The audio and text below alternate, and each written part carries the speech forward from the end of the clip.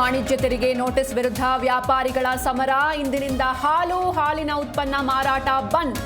ಅಂಗಡಿಗಳಲ್ಲಿ ವ್ಯಾಪಾರಸ್ಥರಿಂದ ಬೋರ್ಡ್ ಅಳವಡಿಕೆ.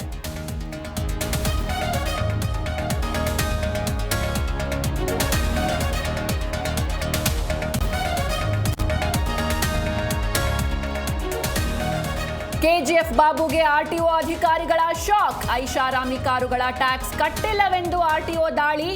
Car seize ಮಾಡಲು ಅಧಿಕಾರಿಗಳು ಸಜ್ಜು.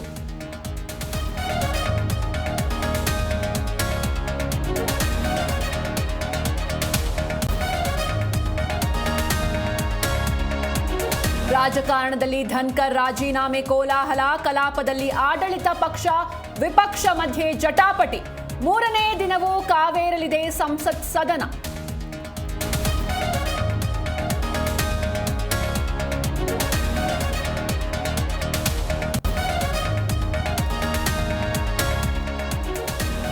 ಹಲಸೂರು ರೌಡಿ ಬಿಕ್ಲು ಶಿವ ಕೊಲೆ ಪ್ರಕರಣ. ಎರಡನೇ ಬಾರಿ ಶಾಸಕ ಭೈರತಿ ಬಸವರಾಜುಗೆ ಎನ್ಕ್ವೈರಿ. ಇತ್ತ ಮಧ್ಯಾಹ್ನ ಜಗ್ಗನ ಬೇಲ್ ಅರ್ಜಿ ವಿಚಾರಣೆ.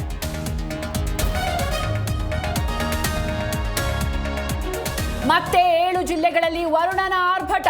ಕರಾವಳಿ, ಶಿವಮೊಗ್ಗ, ಕೊಡಗು ಜಿಲ್ಲೆಯಲ್ಲಿ ಭಾರೀ ಮಳೆ. ಬೆಂಗಳೂರಲ್ಲೂ ಸುರಿಯಲಿದೆ ಸಾಧಾರಣ ಮಳೆ.